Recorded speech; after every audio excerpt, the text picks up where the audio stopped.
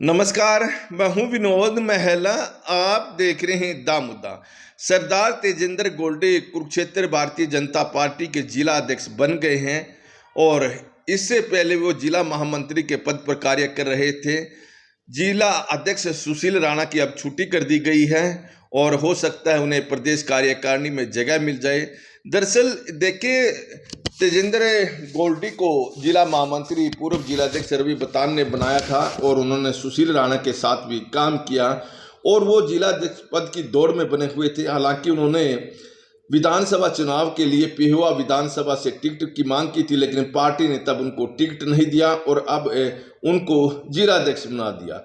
तेजिंदर गोल्डी का नाम कोई नहीं ले रहा था, ना मीडिया वाला, ना भारतीय जनता पार्टी का कोई कार्यकर्ता, लेकिन अब तेजिंदर गोल्डी भारतीय जनता पार्टी के जिला अध्यक्ष बन गए हैं और उनका नाम सुर्खियों में कभी नहीं रहा है। ऐसे में देखिए, सुशील राणा की छुट्टी क्यों हुई? क्या दूसरे जो दावेदार थे वो क्यों पिछड़े? दरअसल देखिए, सुशील राणा 5-6 महीने जिला अध्यक्ष रहे हैं, लेकिन जो उनकी कार्य प्रणाली थी, भारतीय जनता पार्टी में बहुत सारे ऐसे लोग रहे हैं जो संतुष्ट नहीं थे और भारतीय जनता पार्टी में एक ऐसा वर्ग भी था, वो मानता था कि सुशील राणा पूर्व राज्य मंत्री सुभाष सुधा के अनुसार काम कर रहे हैं। यानी कह सकते हैं कुछ लोग तो यहाँ तक कि मोहरा शब्द तक यूज करते रहे हैं कि वो तो मोहरा बने हुए हैं। और अब नगर निकाय के चुनाव हुए, इन चुनाव में पूर्व राज्य मंत्री सुभाष सुधा ने जिन उम्मीदवारों के नाम दिए, चाहे चेयरपर्सन के लिए चाहे वार्ड के कैंडिडेट के लिए, सुशील राणा ने उन पर मोहर लगा दी और बहुत सारे भारतीय जनता पार्टी के जो पुराने कार्यकर्ता लंबे समय से जुड़े रहे हैं उनको इग्नोर किया गया। और ख़ास तौर पर बात करें, चेयरपर्सन ने माफी डांडा को उम्मीदवार बनाया गया था भारतीय जनता पार्टी द्वारा और वो पूर्व राज्य मंत्री सुभाष सुधा की चहेती कैंडिडेट रही है और सुभाष सुधा ने उनके नाम को आगे बढ़ाया।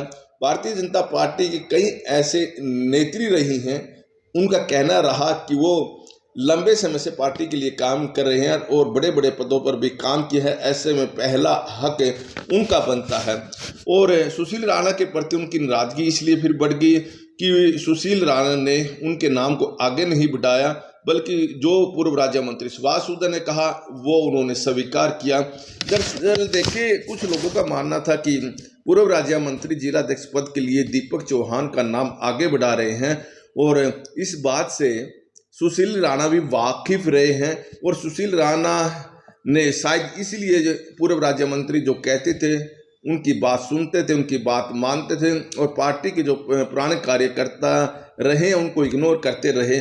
सुशील राणा की सोच यही थी कि अगर वो सुभाष सुधा के साथ मिलकर चलेंगे तो हो सकता है कि उन्हें अगली बार जिला अध्यक्ष बनाया जाए। उन्हें उम्मीद इस बात को लेकर भी थी कि उनको समय कम दिया गया। खैर, डॉक्टर ऋषिपाल मथाना भी जिलाध्यक्ष की दौड़ में थे, लेकिन वो भी पिछड़ गए हैं। इसके अलावा देखिए, तो 44 लोगों ने आवेदन किया था, लेकिन अब तमाम लोगों ने अपने आवेदन अब वापस ले लिए हैं।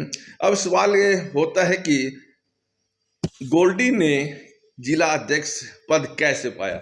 दरअसल देखिए, सरदार गोल्डी पिहोवा विधानसभा के रहने वाले हैं और विधानसभा चुनाव में भारतीय जनता पार्टी ने किसी सिख नेता को टिकट नहीं दिया और अब भारतीय जनता पार्टी ने एक सिख नेता को एडजस्ट करना था और उस संगठन में उनको जगह दे दी गई है और कुरुक्षेत्र जिले में सिखों की संख्या अच्छी खासी है।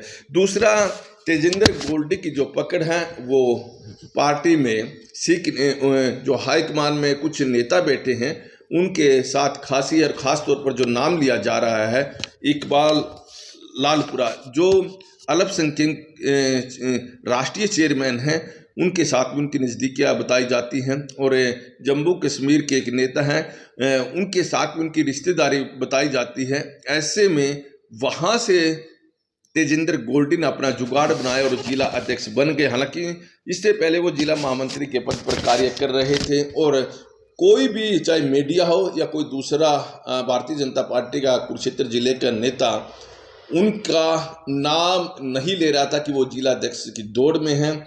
और जब वो जिला अध्यक्ष बन गए तो उसके बाद उन्होंने कहा कि पार्टी ने उनको जो मौका दिया है वो पार्टी के मौके के अनुसार यानी पूरी तरह से काम करेंगे। जिला महामंत्री के तौर पर उन्होंने अच्छा कार्य किया है। ऐसे में देखिए अब कुरुक्षेत्र जिले में नया संगठन बनेगा और तेजिंदर गोल्डे अपने संगठन में किन किन को लेंगे, यह भी देखने वाली बात रही।